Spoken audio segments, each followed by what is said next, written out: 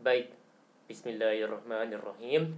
Assalamualaikum warahmatullahi wabarakatuh. Mari kita lanjutkan perkuliahan kita. Oke, topik perkuliahan kali ini adalah HRM in the host country context. Materi ini saya dapatkan dari internet dengan sumbernya adalah sebagai berikut. Oke, chapter objectives. Discussion of international HRM issues generally tends to be biased in the direction of expatriate management, particularly that of parent country nationals, partly owing to their strategic importance.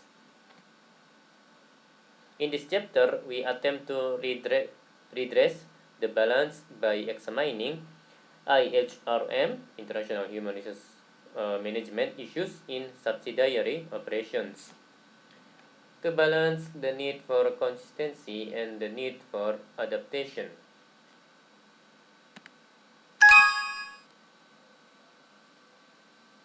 We cover the following aspects, factors that influence standardization and adaptation of work practices and the role of HR, including host country culture and workplace environment, mode of operation, firm size, maturity, and international experience, and subsidiary mandate.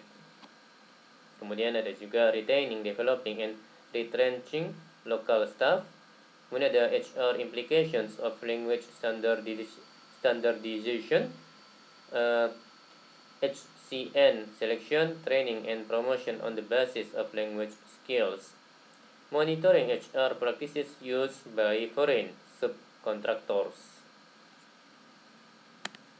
Okay, subsidiary issues. Approach to subsidiary management is a function of the nature of the relationship between the units and parent. Contohnya long or short term. Kemudian the role of the subsidiary in the broader context. Kemudian the level of equity involved. Contohnya mode of operation. Factors within host country environments that facilitate or constrain the transfer of global management practices and business processes. Contohnya adalah government regulations dan social norms. Okay. 3 cultures interact to influence standardization and adaptation. Ada national culture of the parent company. Kemudian national culture of the subsidiary unit, kemudian corporate culture as a potential unifier.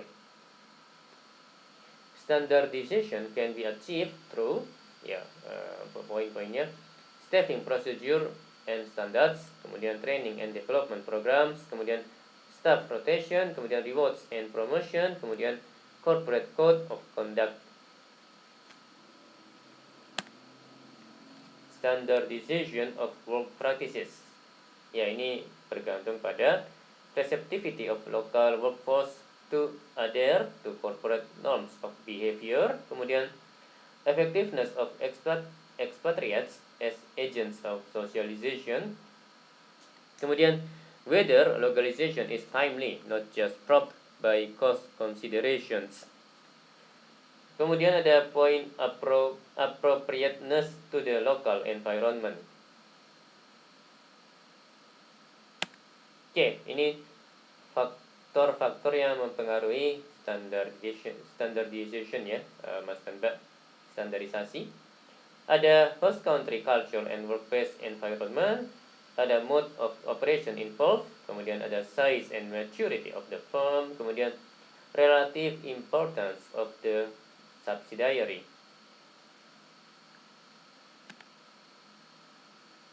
Masuk ke pembahasan terkait dengan host country culture. Work behavior is culturally determined, contained in role definition and expectations. Kemudian, whether corporate culture would supersede or supplant other cultures is a subject of much debate. Often, what is meant by corporate culture translates into universal work practices, standardization of work practices. Common practices rather than common values. Oke, ini adalah hubungannya antara budaya dan perilaku. Ya, ini ada lingkaran home atau host culture, kemudian ada lingkaran values, nilai-nilai. Kemudian ada lingkaran corporate culture gitu ya, budaya perusahaan. Kemudian ada attitudes, sikap-sikap. Kemudian ini kotaknya ada standardization of work behavior, ada placement, ada procedures, ada processes. Kemudian ada di bagian bawah HR practices. Seperti itu ya Mas dan Mbak ya. Oke. Mode of operation. Choice of mode of operation is important in determining standardization of work practices. Ownership and control are important factors. Acquisition may constrain ability to transfer technical knowledge, management know-how, systems, and HR practices. Wholly owned subsidiaries provide greater opportunities for transferring work practices than in IGV. Management contracts provide skills, expertise, and training to HCNs without carrying equity or risk associated with FDI and may have HC government support. Oke, ini faktor-faktor yang mempengaruhi standarisasi dari praktek-praktek kerja gitu ya Mas dan Mbak ya. Jadi yang kotak tengah ini MNE or local work practices, behavior, and HRM ya Mas dan Mbak sekalian. Ini lingkaran-lingkaran di luarnya ada corporate culture, ada firm size and maturity, kemudian ada subsidiary mandate, kemudian ada mode of operation, kemudian ada host, culture, and work environment ya Mas dan Mbak.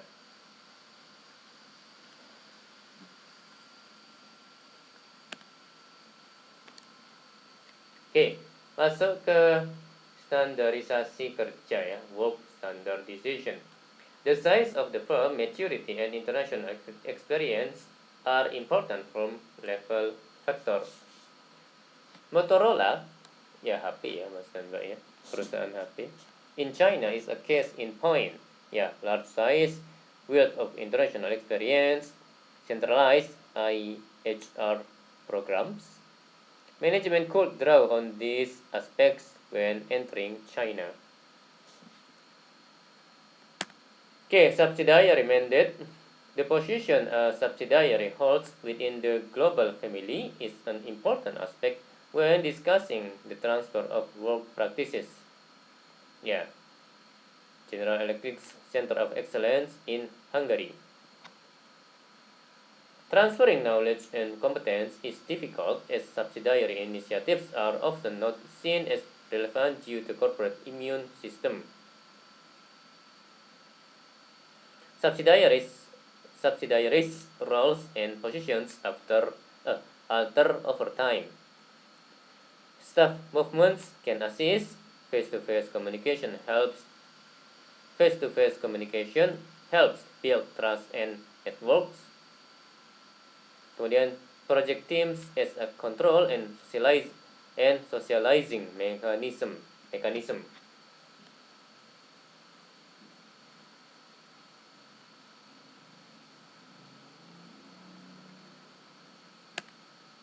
Oke, masuk ke global or local work practices. Not a case of either or, but more of a constraint for both. While the recruiting practices used in different countries are inching toward global convergence, national cultures continue to affect the hiring practices. The best IHRM practices ought to be the ones best adapted to cultural and national differences. Yeah, more Western HR practices being introduced to China. Japanese firms such as Nissan and Honda train HCNs in United States, United Kingdom, and other European subsidiaries. Movements in France against capitalist cultural invasion.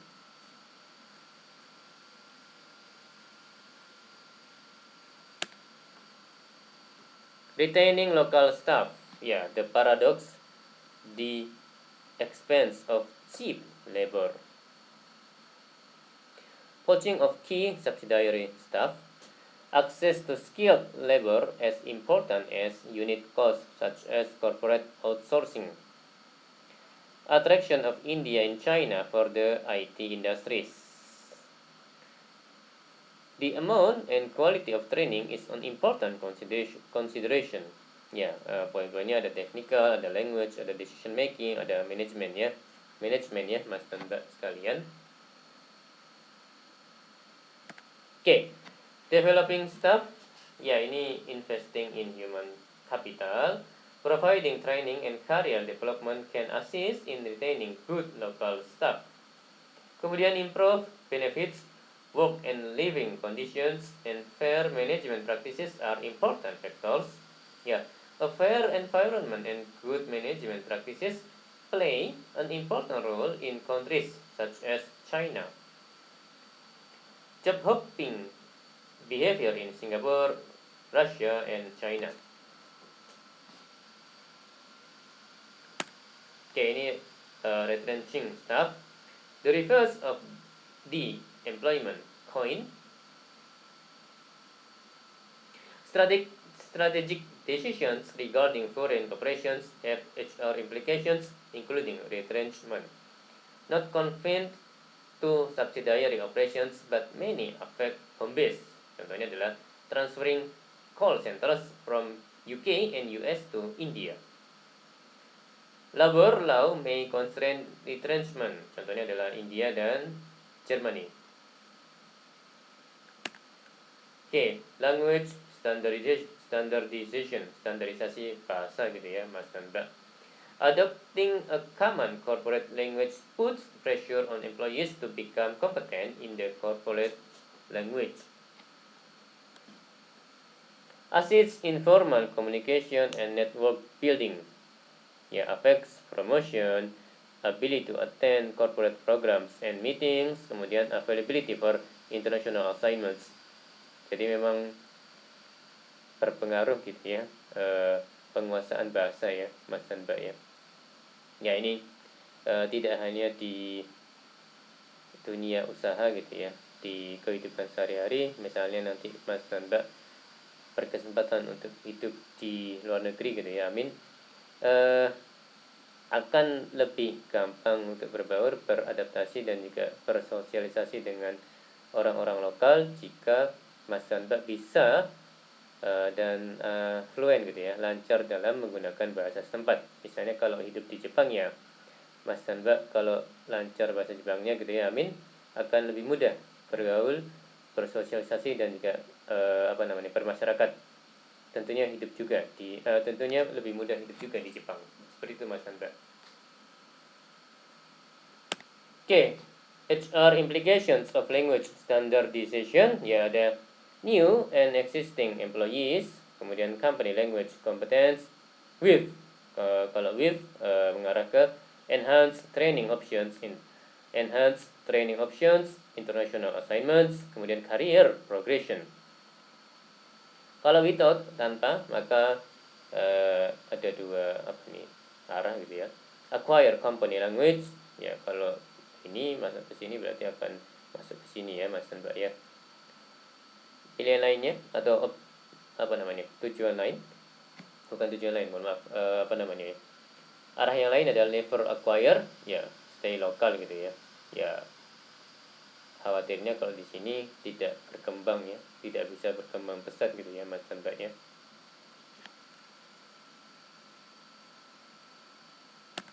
Oke, ini shadow structure of KONE based on language. Ya, silakan dibaca sendiri oleh Mas dan Mbak slide ini. Oke, monitoring host country subcontractors.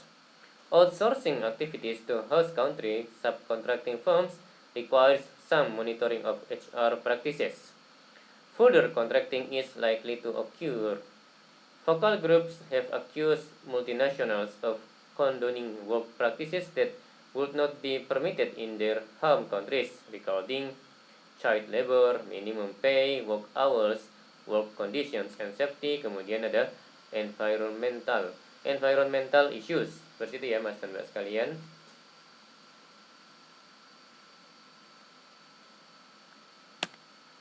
Ini HR's role. Ya, poin-poinnya drawing up and reviewing code of conduct.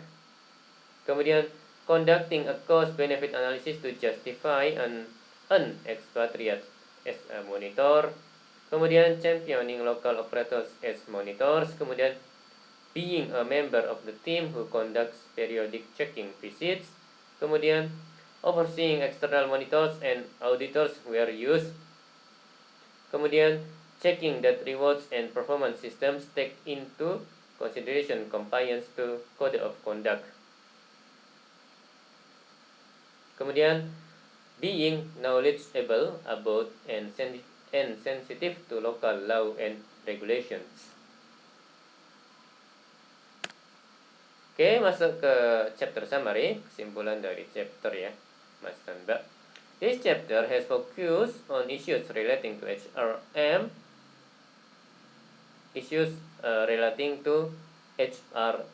and work practices in the host country context. We chose 4 main areas to examine. Ya, ada the standardization versus adaptation debate. Saya ulangi, the standardization versus adaptation debate as it relates to subsidiary operations. We identified 4 interrelated factors that influence the multinational's ability to impose or transfer its preferred work and HR practices. Yeah, the host country culture and workplace environment. We look at the interplay between values, attitudes, and work behavior, and the role of corporate culture in assisting work outcomes. Mohon maaf. Kemudian mode of operation. Managerial discretion to introduce its own practices is higher in wholly owned subsidiary operations than in IJVs. Acquisitions may be constrained by the inherited workforce. We also look at management contracts as a mode of operation that may influence standardization of work practices in foreign operations.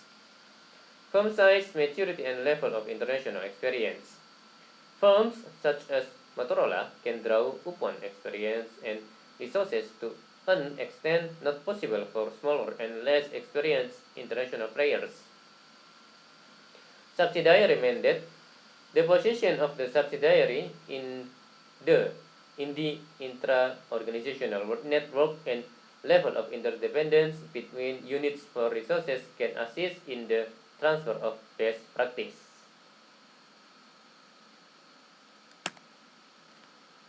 Retaining, developing, and retrenching local staff aspects. Saya ulangi. Retaining, developing, and retrenching local staff aspects, such as the paradox of cheap labor, skill level of the local workforce and training, poaching of staff and job hopping. Kemudian our examples are drawn from Chinese and Indian situations, but these issues are not confined to these 2 countries.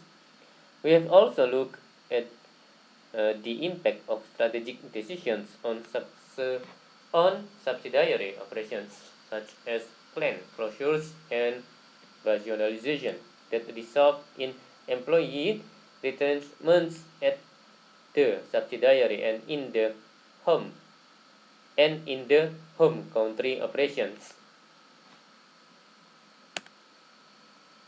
Kemudian D. HR implications of language standardization.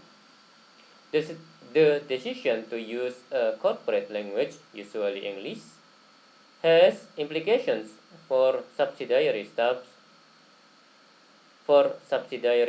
in areas such as selection for positions, attendance at company training programs, and promotion.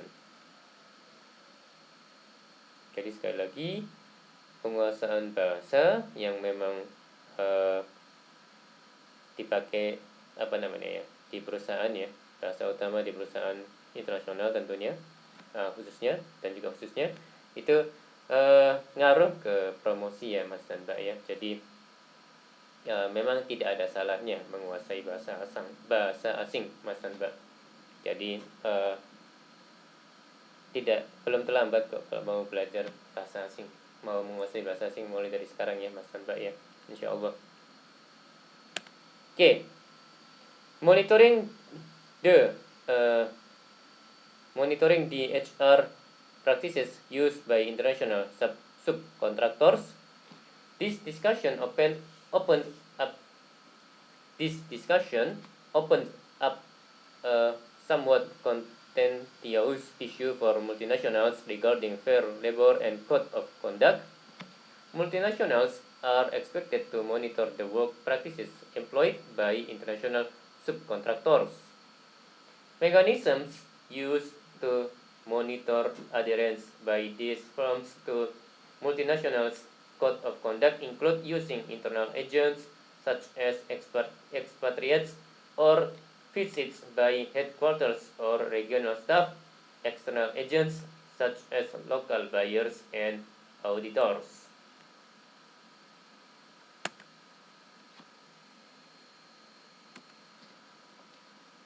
Baik, demikian perkuliahan hari ini. Mohon maaf kalau ada hal-hal yang salah dari saya. Ya, terima kasih atas perhatian dan waktunya.